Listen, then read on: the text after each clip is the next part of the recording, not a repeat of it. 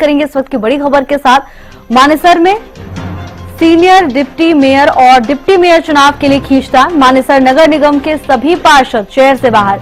मानेसर नगर निगम के 20 के 20 पार्षद शहर से बाहर हैं। सूत्रों के हवाले से जानकारी मिली है।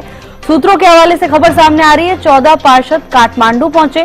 5 अगस्त को सीनियर डिप्टी मेयर और डिप्टी मेयर का चुनाव होगा। 20 पार्षदों में से 12 पार्षद भारतीय जनता पार्टी के पक्ष में है। बीजेपी के सीनियर डिप्टी मेयर और डिप्टी मेयर बनने तय नजर आ रहा है। राव नरबीर और राव इंद्रजीत के बीच खींचतान को लेकर भी सूत्रों के हवाले से जानकारी सामने आई है।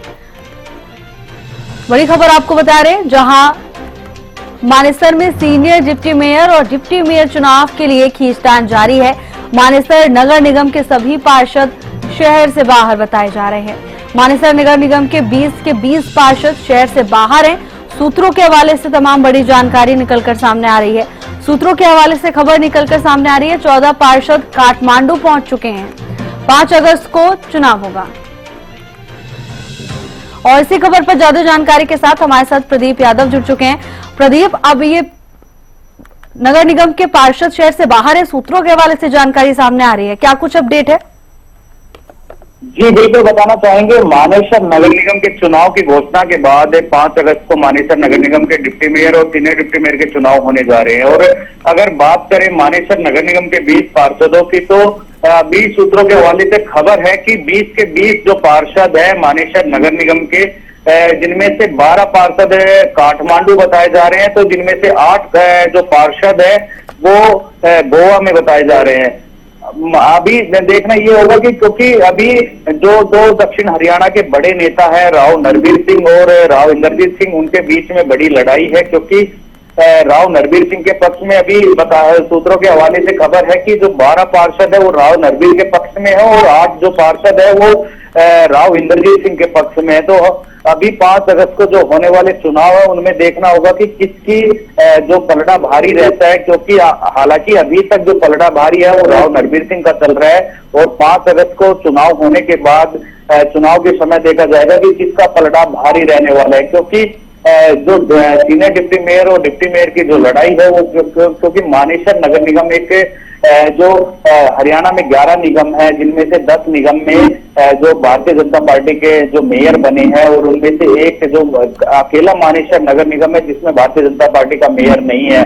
तो कहीं ना कहीं एक बड़ी लड़ाई है। क्योंकि भारतीय जनता पार्टी है जो अपना मानेसर नगर निगम में डिप्टी मेयर और सीनियर डिप्टी मेयर बनाना चाहती है और उसी को लेकर ये बड़ी जो लड़ाई लड़ी जा रही है। क्योंकि पिछले काफी समय से जो ये चुनाव लंबित चल रहे थे, उसके बाद अब ये चुनाव की घोषणा हुई है। उसके बाद से जो सभी पार्षद है मानेसर नगर निगम के वो शहर से बाहर हैं। जी प्रदीप, देखिए जिस तरह से अभी आपने भी जिक्र किया कि राव नरबीर और राव इंद्रजीत के बीच में यहाँ पर खींचतान जारी है, पार्टी के लिए ये भी मुश्किल है। क्योंकि देखिए दोनों ही बड़े और दिग्गज नेता हैं, ऐसे में इनके समर्थकों को मना कर रखना ये भी बड़ी चुनौती है। जी बिल्कुल, बात करें जो हमें सूत्रों के हवाले से खबर मिली है, क्योंकि जो तय होती है नेताओं की, उन तय के ऊपर जो ये जो पार्षद है वो बाहर है।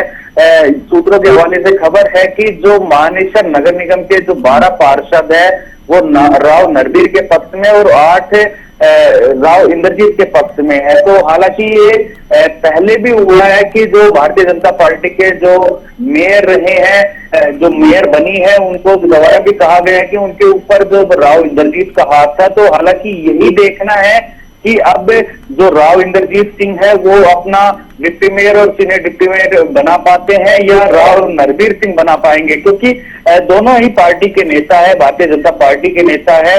अभी जो लड़ाई है वो दोनों नेताओं के बीच में है। क्योंकि जो 12 पार्षद वो राव नरबीर के हैं और 8 है राव इंद्रजीत के। तो अब 5 अगस्त को होने वाले चुनाव में ये तय होगा कि किस नेता का जो मेयर है, डिप्टी मेयर है, वो बनेगा और किसका नहीं बनेगा। जी प्रदीप, ये भी देखने वाली बात है कि जैसा कि सूत्रों के हवाले से जानकारी आ रही है कि 20 के 20 पार्षद शहर से बाहर हैं, क्या इसे राजनीतिक घटनाक्रम से जोड़कर देखना चाहिए?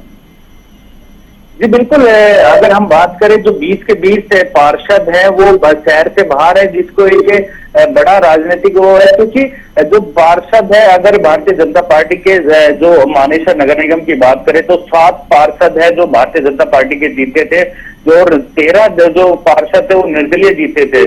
उसके बाद से जो गठजोड़ की राजनीति शुरू हुई थी और चुनाव की घोषणा में जो समय लग रहा था, वो कहीं ना कहीं ये दर्शाता है कि जो भारतीय जनता पार्टी के जो पार्षद है वो पूरे नहीं हो पा रहे थे। उसको लेकर जो चुनाव का समय वो लंबित किया जा रहा था और उसके बाद अब जो जैसे ही भारतीय जनता पार्टी के 12 पार्षद हुए उसके बाद चुनाव की घोषणा हो गई थी।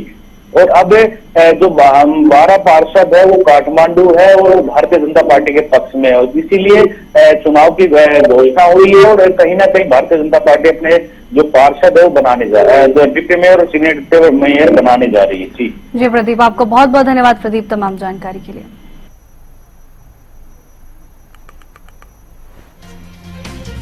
लगाई थी पर करते हुए आदि बता दें कि